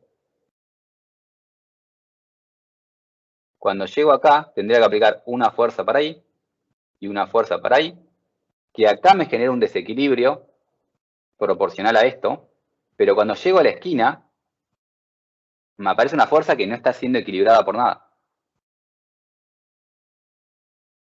Entonces, si tengo torsión en esta cara, acá me aparece una fuerza que me tiene que tomar este punto. Si yo tengo torsión en esta cara, o para tener torsión acá, tengo que tener acá un vínculo que me genere una fuerza. Si yo no tengo este vínculo que me genera esta fuerza, no puedo tener torsión en esta cara. ¿Sí? Entonces, la torsión, para existir torsión, tiene que estar este vértice agarrado. Si no, no puedo tener torsión. Esta fuerza es en violeta. Esa fuerza en violeta es igual justamente a este ms. Entonces, la fuerza es el valor de ms. Bien, y esta es la fuerza teniendo en cuenta el momento torsor que tengo acá, que vale, y le cambio el eje para este caso particular, ese momento es el momento XY, lo tengo acá. El torsor que tengo sobre esta cara. Si tengo un torsor en esta cara, en realidad tengo el mismo torsor en esta cara, por equilibrio. Entonces tendría que volver a hacer lo mismo de cuplas, cuplas, cuplas, cuplas, cuplas, cuplas, y llega acá y hay una nueva fuerza también yendo para abajo, que tengo que equilibrar. Entonces, en todas las esquinas, borro esto porque está ahí abajo, en las esquinas me aparece una fuerza para abajo, que debe ser igual a 2 veces ese momento, y para tener momento torsor, tengo que tener una fuerza en la esquina, una reacción en la esquina. Si yo no tengo esta reacción en esta esquina, no puedo tener torsión en esta cara. O, hay dos cosas. Si yo restrinjo esto de moverse, me aparece una torsión. Si yo no restrinjo esto de moverse, no aparece una torsión. Y eso es lo que pasa en las losas y en las placas de todo tipo. Nuevamente, a la gente mecánica, pido disculpas que mi mente va a losas de hormigón, pero también pasa en, obviamente, una losa metálica. Si tengo una losa metálica y la losa metálica la apoyo simplemente y no la agarro, se me va a levantar. O sea, si yo no le pongo una reacción, se levanta. Y eso lo pueden ver fácilmente agarrando una hoja que tengan en sus manos en este momento. Apóyenla en un borde, es decir, pongan un apoyo pero que no pueda tironear para abajo. La apoyan en algo que no pueda tirar para abajo y cuando le ponen un dedo a su hoja, a su placa y la apretan para abajo, van a notar que se deforma así. En la esquina se levanta. Eso es porque no agarraron el punto S. Como no agarraron, no pudieron generar la fuerza que necesitaba la torsión, y básicamente lo que pasa es que en este caso, voy a dibujarle encima en verde. En el caso en que ustedes no restrinjan ese nudo, ese vértice no está agarrado, entonces se levanta y, vamos a poner se levanta, y MXI es igual a 0. Se levanta y no tengo torsión, porque al no tener reacción, se levanta, y al no tener reacción, no tengo un momento torsor. No tengo en ese momento una hoja, sí tengo una hoja. O sea, hagan ustedes más claro que yo, les pongo en las cámaras, pero apóyense esto en sus manos, de alguna forma, o en algún lugar. Apretan abajo y ven que va a ser esto así. Se levanta, y si no están restringiendo este borde, básicamente forzaron a su placa a comportarse únicamente a flexión. Entonces, si no restringen ese movimiento, no tienen torsión y tienen únicamente flexión. Ahora, si en vez de construir esto de esta manera, lo agarraban, realmente ponían una condición de borde de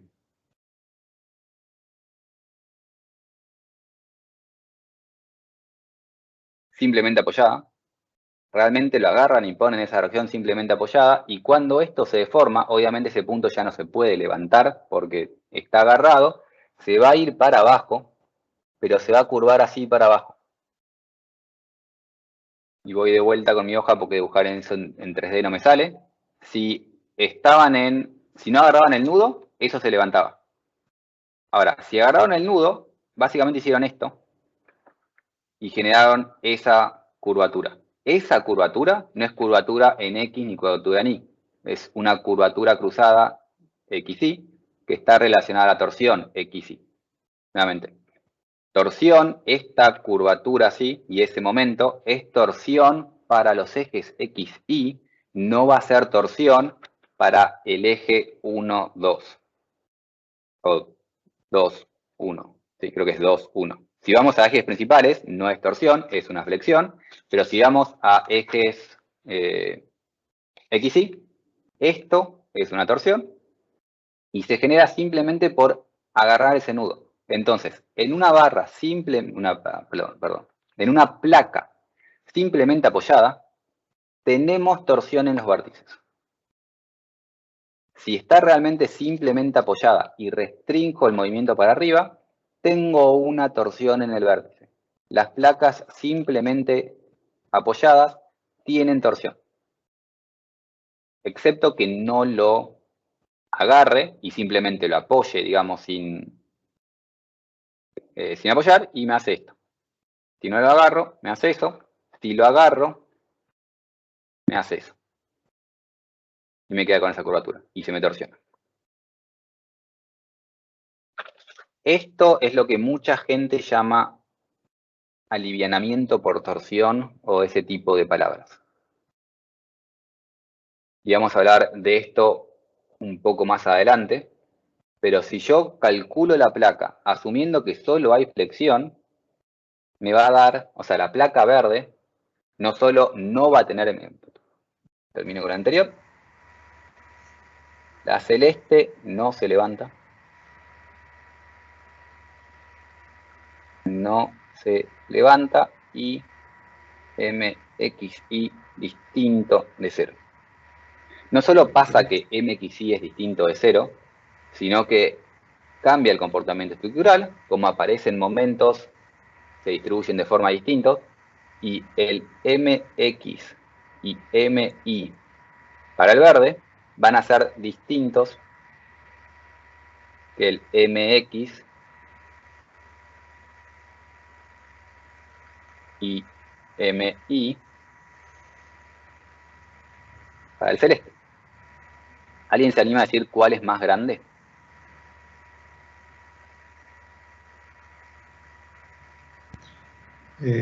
Yo pensaría que es que si la torsión se permite, o digamos, si se desarrollan momentos torsores, la placa es más rígida y los otros momentos tienen que reducirse un poco.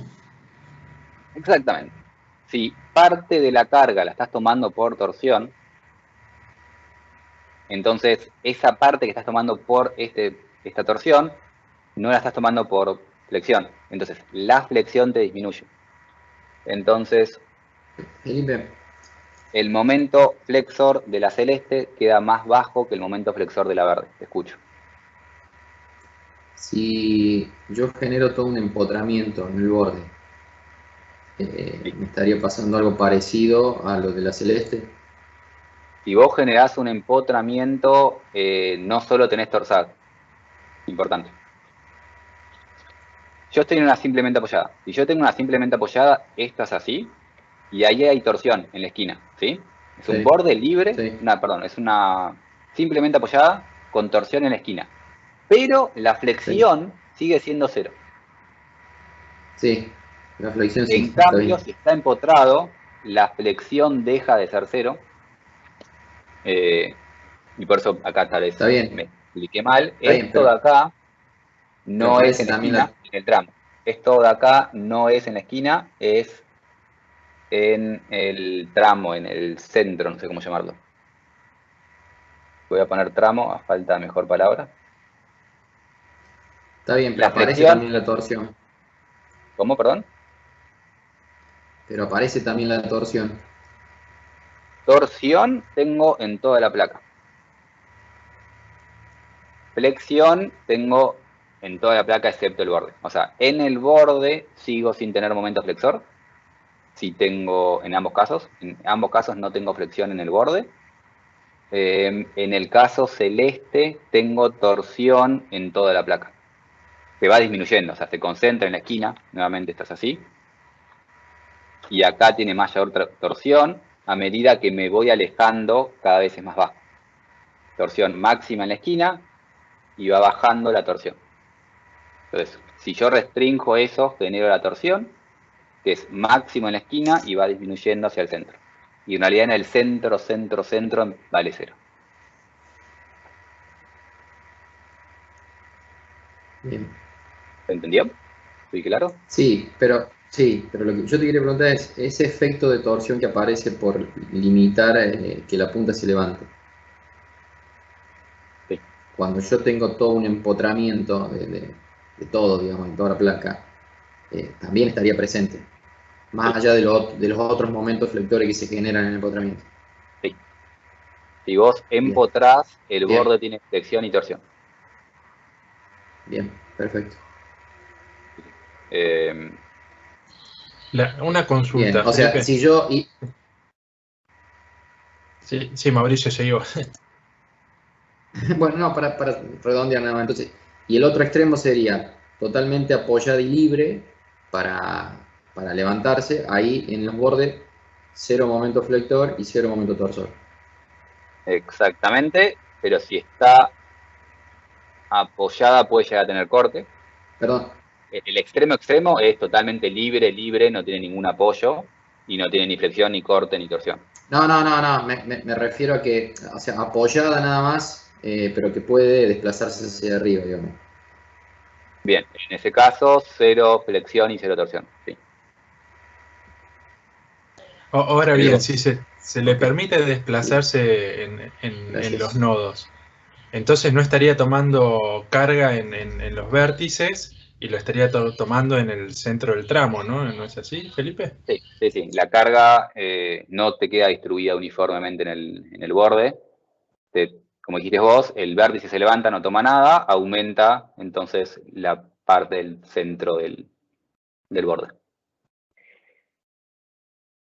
Sí. Y pensando en hormigón, ¿no? Si uno quisiera dimensionarlo, tendría que hacer como una especie de anclaje en los bordes en los vértices, ¿no?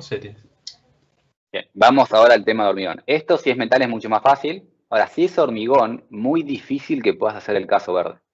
Porque vos cuando hormigonás todo monolíticamente. O sea, metés la viga con la losa, con la columna, lo metés todo monolítico. Para la gente que no, para la gente mecánica no sé qué tanto sabe de hormigón, pero cuando hacen las estructuras de hormigón, la hiperestaticidad está forzada. Vos cuando haces hormigón haces una caja de madera que se llama encofrado, que es el cofre de tu madera. A ver que perdí mi mouse. Ahí estamos. Esa viga, por ejemplo, del costado, ese costado es una viga que le metés arriba de la losa. Y en muchos casos vos hormigonás todo esto junto. Cuando lo hormigonaste junto, eso te dice monolítico, hormigonás todo y es una única pieza. No tenés una viga y una losa que le apoyaste, que le tenés que abulonar, que tenés que ver cómo lo unís. Con una placa metálica sí la apoyás. Y si la apoyás, se te levanta. Y le metés un bulón, es el caso celeste. En la losa de hormigón, vos hormigonaste todo esto de una. Hormigonaste todo esto de una y en la esquina tenés un cruce de vigas que están agarrando esa losa. Y las vigas no quieren levantarse libremente. Entonces la losa no se puede levantar. Entonces las losas de hormigón sí o sí tienen esta torsión. No siempre se comportan casi como la celeste. La viga tiene una flexibilidad, la viga se deforma, la viga no es un apoyo perfecto. Y eso te dice que no es exactamente la celeste, pero se termina comportando prácticamente como la celeste. Entonces, en las losas, ese punto no se va a poder levantar, y como no se va a poder levantar, vas a tener una torsión. No podés evitarla. Y tenés dos opciones frente a esto. O la ignorás y haces lo que está haciendo la verde, y se te rompe la esquina, y bueno, se te rompe la esquina, se fisura y se acomoda, o la tenés en cuenta y le pones armadura en la esquina, para que no se fisure. Ahora, fíjate que justamente se compensan. Si vos haces la verde, el momento flexor te queda más grande. Entonces, si vos dimensionás con la verde, tenés que meterle más armadura a la losa abajo para tomar esta flexión. Si vos tenés en cuenta que vas a tener esta torsión, le pones menos armadura abajo para tomar esta flexión y más armadura en la esquina para tomar la torsión. Pero no te podés olvidar la armadura de la esquina. Podés elegir hacerla verde nuevamente, haces la verde, le pones mucha armadura, se te va a fisurar esa esquina, pero el hormigón se fisura y se acomoda. Entonces podés hacerla verde y poner mucha abajo y nada en la esquina. O hacerla celeste, menos abajo y cosas en la esquina. Lo que no podés hacer es hacerla celeste, ponerle poco abajo, no ponerle la esquina, porque ahí ya no tenés cómo tomar esfuerzo. Y ahí no se fisura y se acomoda, ahí se fisura en serio, se te agrieta todo. Entonces, si vas a usar opción celeste y hay tablas para opción celeste, o metes en el programa punto no se mueve y te da la flexión, no te podés olvidar que tenés torsión y que tenés que armar esa torsión. Porque si no, se te rompe en serio, no es que se fisura y se acomoda, se te rompe en serio. ¿Se entiende? Por eso este tipo la opción celeste muchas veces se conoce como alivianamiento por torsión. Es una palabra que yo detesto. Como estás teniendo la torsión, te da menos flexión y te da menos armadura la flexión. Entonces se dice alivianamiento porque disminuís la armadura de la flexión y agregás armadura de torsión. Simplemente compensás en dónde pones los fierros, pero tenés que poner los fierros. Una consulta. Esa parte de no olvidarse, digamos, de la torsión, ¿sería, por ejemplo, poner armadura diagonal cerca de la columna? Ahora vemos un poco de cómo se pone la armadura. Lo digo de no olvidarse es que llega a pasar que la gente usa esto de tablas, o sea, saca este valor de tablas, o saca este valor del modelo numérico, agarra la flexión, con la flexión calcula una armadura y sigue adelante. Y nunca calculó la armadura que requerís acá. Una cosa es cómo lo armamos, que ahora lo vemos, y otra cosa es no olvidarnos que existe y que tengo que armarlo.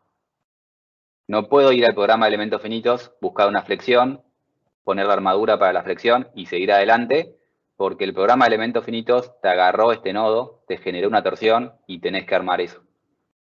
Porque si no estás poniendo menos armadura. Esto es menos armadura. Te puede caer.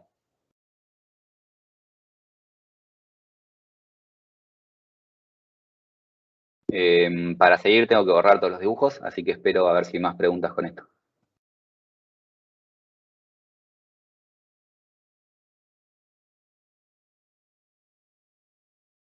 Bien, vayamos a cómo lo armamos. Yo tengo esto así y dijimos que voy a restringir el nudo o lo restringo a propósito o se restringe porque es hormigón y bueno, no tengo muchas opciones. Me hace así. Si esto me hace así, ¿cómo ponemos armadura?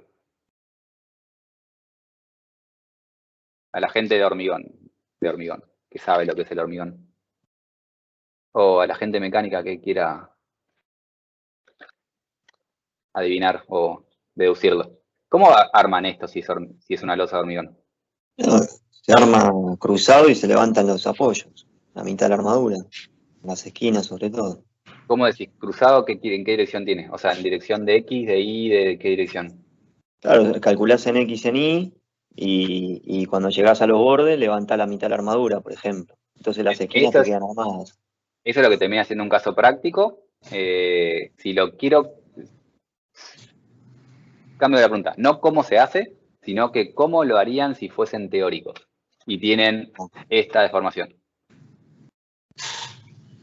Si son gente que nunca vio una obra en su vida y quiero optimizar mi armadura.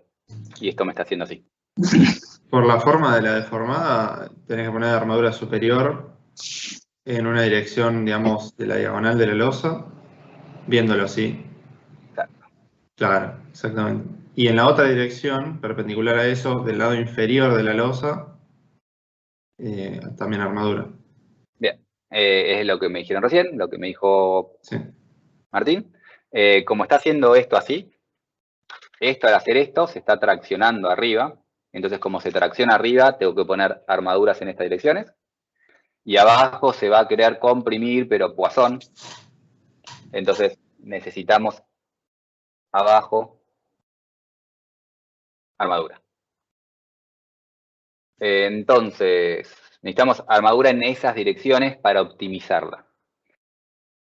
Eso es lo más eficiente, es lo óptimo, pero estás matando la obra, estás haciendo una obra y vas a tener que poner armadura en diagonal, que es molesto, y cortar cada fierro de una longitud distinta. Porque tenés que ir haciendo cada fierro distinto. Entonces no se hace. Lo óptimo es eso, poner la armadura en la dirección que tenés la tracción. Lo que se termina haciendo es directamente en la parte de arriba, pones en la esquina una armadura en forma de cuadrícula, que esta armadura, o sea, cada una de esas direcciones, mejor dicho, la suma de esas líneas te dan una área necesaria a cero mayor a que si las hubieses puesto así, pones más a cero, pero simplificás la cosa porque ahora simplemente cortás barras en forma de cuadrícula, fácil de armar, fácil de cortar, es un poco más de acero, pero mucho más fácil de hacer. Entonces pones esa armadura grande arriba y después pones abajo otra armadura en forma de cuadrícula para captar las otras tensiones. Lo otro es que no tenemos que olvidarnos que acá estoy hablando simplemente de la torsión. Seguimos teniendo la flexión en el centro de la viga, de la placa, que la tenemos que tomar todavía. Entonces, existen formas de calcularla, existen formas correctas de calcular exactamente cuánta armadura necesitamos, y después, cuando estamos en un edificio de propiedad horizontal, sencillo, y no queremos complicarnos, existen estas cosas como me dijeron recién, no me acuerdo quién lo dijo, de que calculo la armadura del tramo y cuando llego a las esquinas, la mitad la mando arriba. La mitad es una regla de dedo gordo que más o menos estamos en ese orden de magnitud en cuánto necesitamos arriba y cuánto necesitamos abajo. Pero lo que estamos haciendo es justamente armar esa parte arriba para tomar la torsión que se me genera porque no se me levanta el vértice. Para simplificar las cuentas, se puede calcular exactamente, podés sacar cuánto vale MX, MI, MXI, o sea, el torsor en ese sector de la losa y hacer un cálculo de armadura, pero para una losa de 6 metros por 6 metros no vale la pena empezar a ver exactamente en cada punto cuánta armadura necesitas y por eso existen esos, mandar la mitad arriba.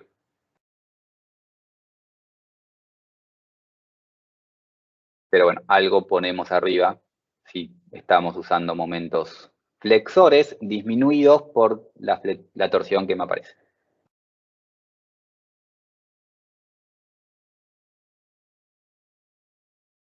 ¿Preguntas?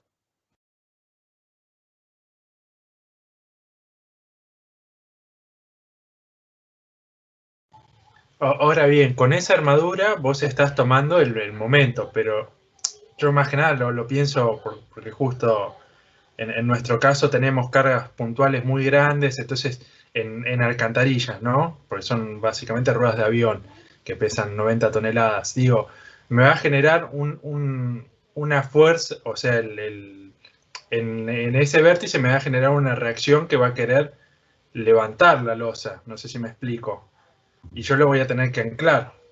Ah, sí, hay que... Bien, ese es...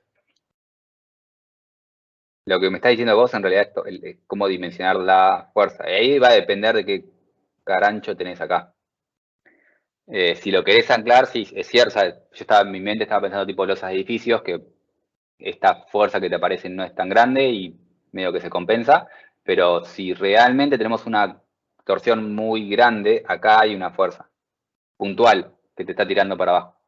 O sea, hay una fuerza en esa esquina que te va para abajo. Y si esa fuerza es realmente grande, sí, tenés que ponerle algo para agarrar esa fuerza. No sé qué tenés en tu losa ahí. Si tu losa está apoyada en el piso, se te va a levantar, no tenés con qué agarrarlo.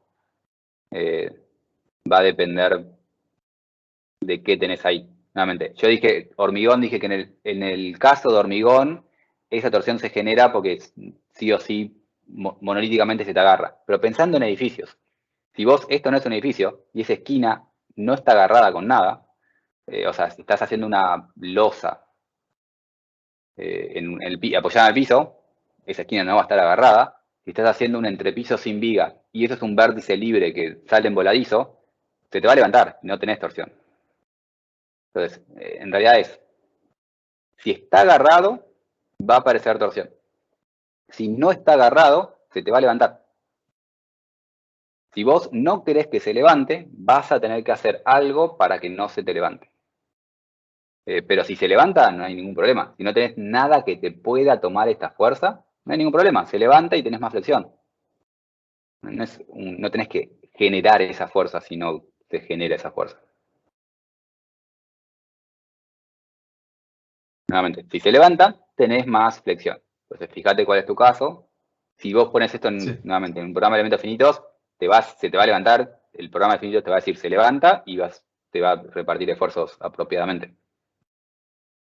Sí, no, en el caso nuestro es, como es una cámara de alcantarillado, por eso yo lo pensaba en las esquinas tengo que hacer un refuerzo para tomar esa tracción y trasladarla hacia la base, ¿no? de la cámara. Porque es claro, como una losa. Sí, te va a hacer una fuerza. Nunca calculé, o sea, yo no calculo este tipo de cosas, no me dedico a esto.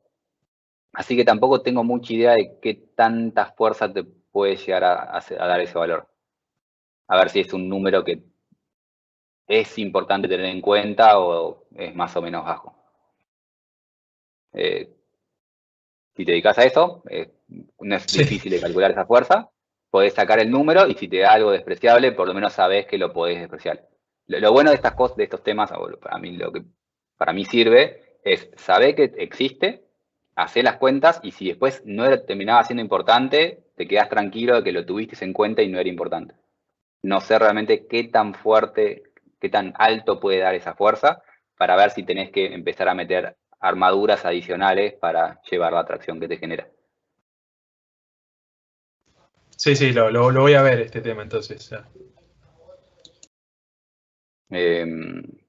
Nuevamente, si metes esto en un programa de elementos finitos, la fuerza ya te aparece y la tiene en cuenta. No tenés que agregársela.